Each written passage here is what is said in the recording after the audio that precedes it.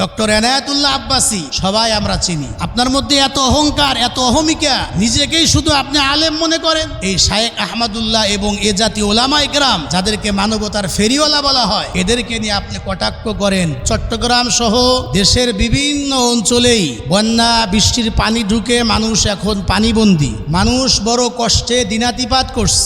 আর এই বিপদগ্রস্ত মানুষদের পাশে এদেশের হক্কানি ওলামায়ে কেরাম, বিশেষ করে শায়েখ আহমদুল্লাহর মতো এরকম অনেক মানবতার ফেরিওয়ালা যে সমস্ত ওলামায়ে কেরামদেরকে বলা হয়, তারা এই মানবতার পাশে গিয়ে দাঁড়িয়েছে। কিন্তু আমাদের এদেশের হক্কানি একজন আলেম আমরা যাকে মনে করি, বড় একজন আলেম যাকে মনে করি, প্রথম সারির আলেম ডক্টর এনায়েতুল্লাহ আব্বাসী দামাত বারাকাতুহুম আলিয়া, উনি ইতিমধ্যেই শায়েখ আহমদুল্লাহ এবং তার মতো যে সমস্ত ওলামায়ে কেরাম আস-সুন্নাহ ফাউন্ডেশন সহ বিভিন্ন ফাউন্ডেশনের ব্যানারে ত্রাণ দিচ্ছে, মানুষদের পাশে দাঁড়িয়েছে, গৃহহীন মানুষদেরকে গৃহ তৈরি করে দিচ্ছে, অন্নহীন মানুষদের পাশে অন্ন নিয়ে খাদ্য নিয়ে দাঁড়িয়েছে, বস্ত্রহীনদেরকে বস্ত্র দিচ্ছে, বেকারদের কর্মসংস্থানের ব্যবস্থা করছে। তাদের ব্যাপারে ডক্টর এনায়েতুল্লাহ আব্বাসী বিরূপ মন্তব্য করেছেন। তাদের এই কাজগুলাকে উনি ট্রোল করেছেন, ভিন্নভাবে বক্তব্য দিয়েছেন। ডক্টর এনায়েতুল্লাহ আব্বাসীকে আমি বলবো যে আপনি নিঃসন্দেহে বড়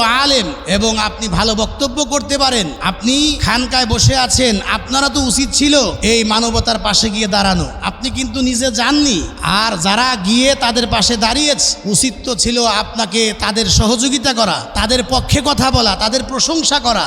এক সময় দেশের মানুষ যখন মনে করতো আলেমরা শুধু খেতে পারে, নিতে পারে, কাউকে খাওয়াইতে পারে না, দিতে পারে না, এই শায়েখ আহমদুল্লাহরাই কিন্তু এই পরিবেশটা ভেঙে দিয়েছে, এই পরিবেশটা কিন্তু দূর করেছে। এখন এই দেশের মানুষ বুঝতে শিখেছে, এদেশের মানুষ বিশ্বাস করতে শিখেছে যে দেশের মানুষ যখন বিপদে পড়ে, দুর্যোগে পড়ে, এদেশের মানুষ যখন কোনো সমস্যার মধ্যে পড়ে, সর্বশেষ এদেশের ওলামায়ে কেরাম তারাই গিয়ে মানবতার পাশে আগে দাঁড়ায়। এদেশে যখন এক সময় করোনা নামক মহামারী আসছিল, আপনারা নিজেরাই সাক্ষী, যখন বাবা মা তার সন্তান থেকে দূরে সরে যাচ্ছিল, সন্তান মা বাবা থেকে দূরে সরে যাচ্ছিল, স্ত্রী স্বামীর কাছে যাচ্ছিল না, স্বামী স্ত্রী থেকে দূরে চলে যাচ্ছিল, ভাই ভাইয়ের কাছ থেকে দূরে সরে যাচ্ছিল, লাশ পড়েছিল। ওই সময় কিন্তু এদেশের হক্কানি ওলামায়ে কেরাম সবাই দূরে চলে গেলেও, আপনজন দূরে চলে গেলেও, এদেশের হক্কানি ওলামায়ে কিন্তু দূরে সরে যাননি। হক্কানি ওলামায়ে কেরাম নিজেদের জীবন বাজি রেখে করোনায় আক্রান্ত মানুষ যখন মারা গিয়েছে, তারা নিজেরা গিয়ে অত্যন্ত সুন্দরভাবে লাশের গোসল,